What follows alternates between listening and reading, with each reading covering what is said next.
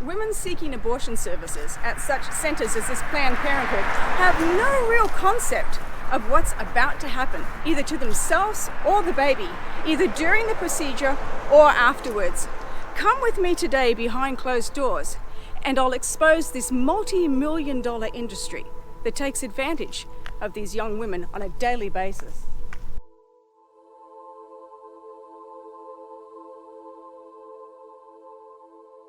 California will be the first state to require abortion medication on university campuses such as this one, under a new law signed by Democratic Governor Gavin Newsom in October 2019. But what does education have to do with legislation of providing medical abortion services on campus at state universities? Here in the United States, the two institutions have become intimately interwoven. Abortion and higher education work together, hand in hand. For instance, the University of California, San Francisco, otherwise known as UCSF, is a public research university situated in San Francisco, California, and is dedicated to health science. Since 1873, the Zuckerberg San Francisco General Hospital and Trauma Center has been a partner in public health with UCSF. Together, the huge facility is a major center of medical and biological research and teaching. UCSF and the Zuckerberg San Francisco General Hospital have a long and proud history of abortion and training medical practitioners to perform abortion. The UCSF Women's Options Center provides abortion care, and we can read the description of their services on their website. The abortion clinic provides first trimester abortion services by aspiration up to 14 weeks, the medical abortion up to 10 weeks. We provide second trimester abortion services by dilation and evacuation up to 24 weeks. UCSF is the premier training center for abortionists in the United States.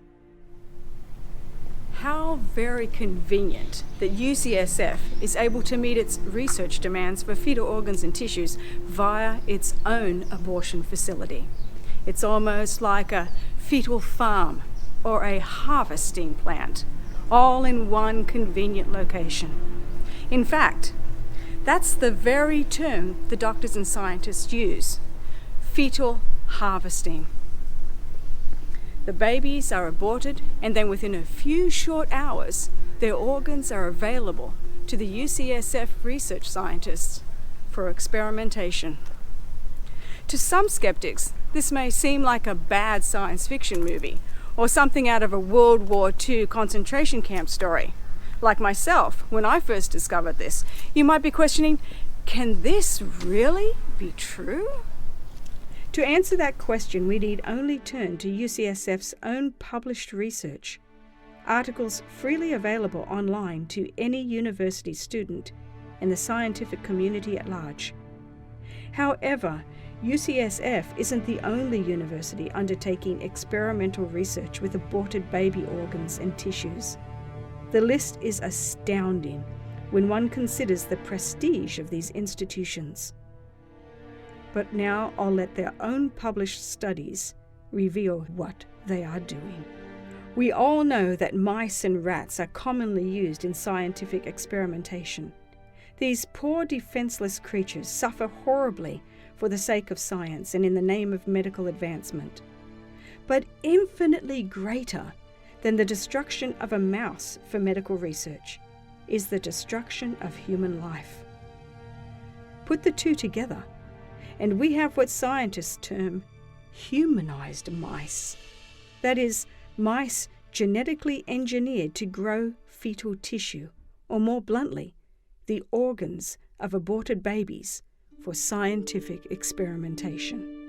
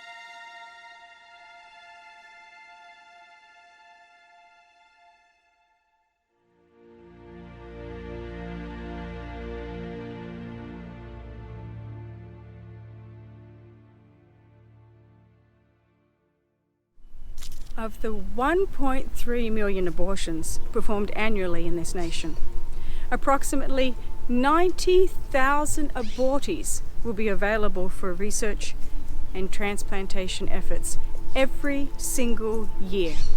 Let me repeat that number again. 90,000. The abortion method, especially in the first trimester, often makes the identification of fetal tissue difficult. And so either the method of abortion has to change to accommodate the fetal harvesting of intact organs, or a greater number of babies must be aborted. The main ethical question is not about consent, but rather the respectful disposition of the baby's dead bodies. Unlike adult cadavers, which will be buried in public graves, fetal tissue, that is, the baby's aborted bodies, are treated as if they are organic trash. The dismembered body is picked over, or in scientific terms, harvested, and then burned along with amputated limbs and pathology biopsies. That is, unless the baby is delivered intact, which of course is so much more advantageous in a late-term abortion scenario. Here we see the immensity of the hypocrisy taking place at UCSF. Note the verbiage used here. A child in the womb and caring for babies before they are born. And yet, on the same UCSF website and in the same UCSF facility, they ruthlessly kill unborn babies in the abortion procedure, terming them to be nothing more than pregnancy tissue, and then harvesting their organs from the aborted babies, and again performing surgery, but this time to attach these babies' organs onto mice and rats to be grown inside of an animal host for experimentation, all in the name of medical advancement and for the procurement of millions of dollars in both private and federal grants.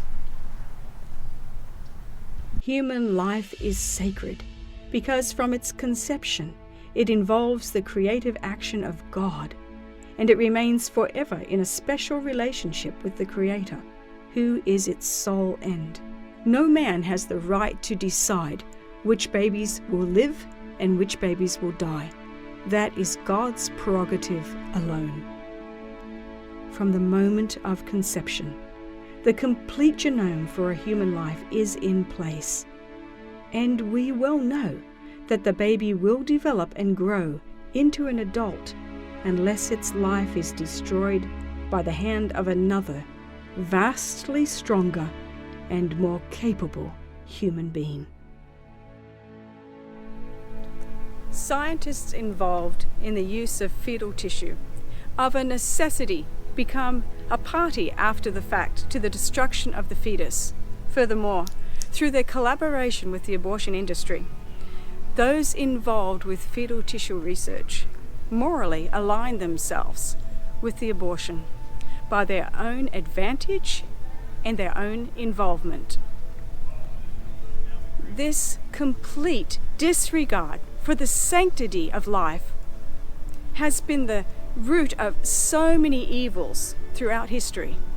Humanity's disregard for humanity has led to genocide and slavery throughout the ages. When we cease to see the value of a human life, an individual human life, we in reality cease to be human ourselves.